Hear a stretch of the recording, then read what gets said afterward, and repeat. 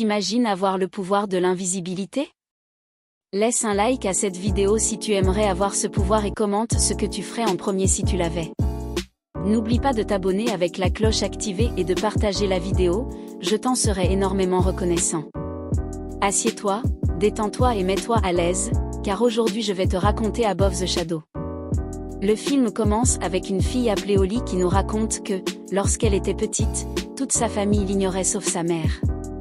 Cela ne la dérangeait pas que les autres agissent comme s'ils ne pouvaient pas la voir, car la seule chose qui comptait pour elle était l'amour de sa mère. Mais un jour, sa mère est morte à cause d'une maladie, et à partir de ce moment-là, tout a changé pour Holly. Petit à petit, sa famille ne pouvait plus la voir, tout le monde l'ignorait, et lorsqu'elle arrive à l'école, ses professeurs ne pouvaient pas non plus la voir. Pour finir, elle se rend compte qu'elle est aussi en train de disparaître des photos et que sa famille utilise sa chambre comme un débarras. Quand Holly demandait à sa famille pourquoi personne ne pouvait la voir, tout le monde l'ignorait. Et nous découvrons qu'avec le temps, elle a commencé à disparaître de la mémoire des rares personnes qui savaient qu'elle existait. Plusieurs années plus tard, Holly déménage dans un appartement où un livreur lui apporte toujours de la nourriture, car elle la commande via une application. Elle lui passe donc toujours l'argent sous la porte, car elle ne veut pas interagir avec les autres personnes, de peur qu'on la confonde avec un fantôme. Plus tard, elle va dans une discothèque et profite de son invisibilité pour prendre des photos de plusieurs artistes. Elle se charge de les exposer publiquement, et on voit que Julie aime son travail, car en plus de pouvoir aller partout, elle lui vend les photos. Ce sont des journalistes qui se chargent ensuite de les publier dans les journaux. À cela, on appelle une stratégie. Nous faisons maintenant connaissance avec nos protagonistes, Holly, la fille invisible, Shan, le combattant, Julian, le petit ami de Shan, Tom Clivet, et un jour, Holly entre dans une discothèque parce qu'elle suivait une célébrité. Alors qu'elle était en train de prendre des photos, un agent de sécurité nommé Shan remarque qu'elle fait des choses suspectes. Il la poursuit et lui dit qu'il est interdit de prendre des photos des autres.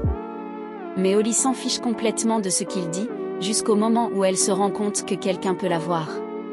Choquée, il lui demande de quitter la discothèque. Holly lui demande alors s'il peut vraiment la voir, et elle commence à s'enthousiasmer, car pour la première fois elle n'était plus invisible. Mais un autre agent de sécurité sort de la discothèque, et on voit que lui ne peut pas la voir. Le lendemain, Holly va au cimetière rendre visite à sa mère pour lui dire qu'après plusieurs années, quelqu'un a enfin pu la voir. Quand Holly rentre chez elle, elle découvre que l'agent de sécurité qui lui avait interdit de prendre des photos trompait sa petite amie avec la célébrité que Julie suivait. Holly décide alors de révéler l'affaire. Comme Shan est un lutteur professionnel très connu, un énorme scandale éclate à cause de son infidélité envers sa petite amie, qui est une actrice très célèbre. Quand Holly voit que, par sa faute, la carrière de Shan est ruinée, elle retourne à la discothèque pour s'excuser. Mais Shan lui dit qu'il se fiche de ses excuses, avant de partir, il lui demande d'arrêter son travail, car il ne fait que blesser les autres. Holly lui répond qu'elle peut l'aider à récupérer sa petite amie et à améliorer sa réputation afin qu'il puisse continuer à participer au tournoi de lutte. Shan lui demande comment, puisqu'il ne veut pas de son aide. Holly lui révèle alors qu'il est le seul à pouvoir la voir, car elle est invisible pour tout le monde. En entendant cela, Shan pense que c'est totalement faux, encore plus faux que voir ma grand-mère faire du motocross. Plus tard, ils se rendent dans un bar privé où se trouve le journaliste qui publie les photos. Holly veut lui demander de retirer les images des journaux, mais comme elle est invisible pour le journaliste, elle ne peut pas aider Shan à régler le problème. Shan propose alors $500 au journaliste pour qu'il supprime les photos, mais celui-ci refuse. En sortant du bar, Shan dit à Holly qu'il la croit, car il s'est rendu compte que personne d'autre ne pouvait la voir. Holly lui assure qu'elle ne lui a jamais menti, et Shan lui fait confiance. Il accepte alors qu'elle l'aide à récupérer sa petite amie et sa réputation. Concernant sa réputation, quelques jours plus tard, Shan se rend chez Holly pour l'inviter à un combat qu'il va disputer. Une fois sur place, il commence à distribuer des coups de poing, et ça devait faire très mal. En voyant que Shan est très douée pour frapper, Holly lui dit qu'elle l'aidera à affronter à nouveau des lutteurs professionnels. De retour à la maison, Holly commence à chercher plusieurs adversaires potentiels. Après très longtemps, elle finit par trouver un lutteur nommé Clivet Suarez.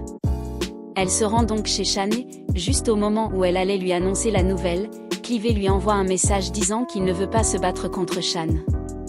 Holly réagit immédiatement et lui dit que s'il refuse le combat, elle révélera à tout le monde qu'il utilise des substances interdites pour être plus fort, ce qui est totalement illégal dans les combats.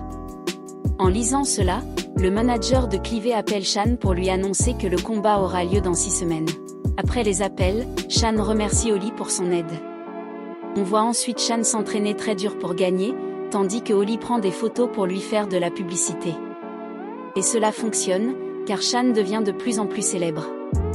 Après 6 semaines, Shan invite Holly à assister au combat, mais elle lui dit qu'elle préfère le regarder à la télévision. Le combat commence, les coups pleuvent, et finalement, c'est Clive qui gagne. De retour chez lui, Shan demande à Holly de l'accompagner sur le toit. Il lui dit qu'il est très reconnaissant, car grâce à elle, sa carrière de lutteur s'améliore. À ce moment-là, il l'embrasse, mais un paparazzi gâche l'instant en prenant une photo d'eux. Holly se dit alors qu'il n'y a aucune règle et qu'elle peut... Shan lui dit de ne pas s'inquiéter pour la photo, car on aura l'impression qu'il embrasse le vide. Le lendemain, la photo paraît dans le journal.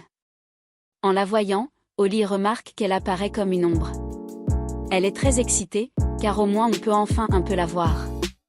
Pendant ce temps, Shan doit affronter un lutteur nommé Tommy, qui a toujours gagné tous ses combats.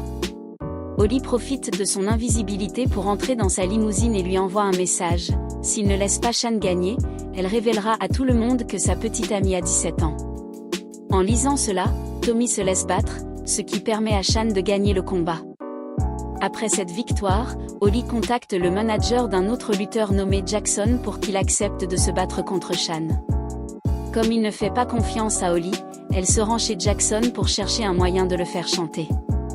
Mais en se rendant compte que Jackson n'a rien fait de mal, elle va dans un bar où se trouve Shan pour lui dire qu'elle l'aidera à trouver le point faible de Jackson. En arrivant, elle découvre que Shan a retrouvé son ex-petite amie, Juliana.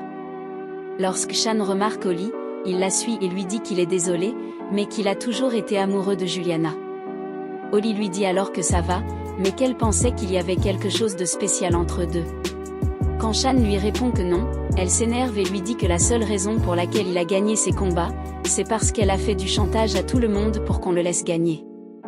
En entendant ça, Shan entre en état de choc et lui dit qu'il ne veut plus jamais la revoir, car il préfère perdre un combat plutôt que de le gagner en trichant. Holly s'excuse pour ce qu'elle a fait, mais Shan s'en fiche complètement et la laisse seule.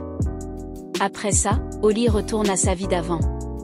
Jusqu'au jour où Shan revient chez elle. Elle pense qu'il veut arranger les choses, mais il lui dit qu'il est déçu d'elle, car il s'est rendu compte qu'elle continue de prendre des photos des autres pour exposer leur vie. Avant de partir, il lui dit que si elle continue ainsi, elle finira seule. Holly s'effondre, car elle est fatiguée que tout aille mal dans sa vie. Pour couronner le tout, elle remarque que son reflet a disparu, ce qui est étrange, car ça ne lui était jamais arrivé. Quand elle va au gymnase pour parler à Shan, elle se rend compte qu'il ne peut plus la voir non plus. À bout de tout, Holly décide alors de déménager dans une autre ville pour recommencer à zéro. Avant de partir, elle rend visite à sa famille. On la voit utiliser son invisibilité pour aider sa sœur à annoncer à son mari qu'elle est enceinte, et aussi pour aider son frère à enfin parler à la fille qu'il aime. Plus tard, Holly va au cimetière pour dire adieu à sa mère. Elle y voit que son père dépose toujours des fleurs sur la tombe de sa femme. En voyant cela, elle pense à Shan. Elle se rend alors en urgence au stade où a lieu le combat. Pendant qu'elle arrive, on voit que Jackson est en train de battre Shan. Quand Holly voit que Shan est sur le point de s'effondrer, elle monte sur le ring, lui prend la main et lui dit qu'elle sera toujours à ses côtés. À ce moment-là, son invisibilité disparaît et tout le monde peut enfin la voir. Les agents de sécurité la font descendre du ring pour que le combat puisse continuer. Quelques instants plus tard, Shan perd le combat, mais malgré ça, il est heureux, car la seule chose qui lui importe est de revoir Holly.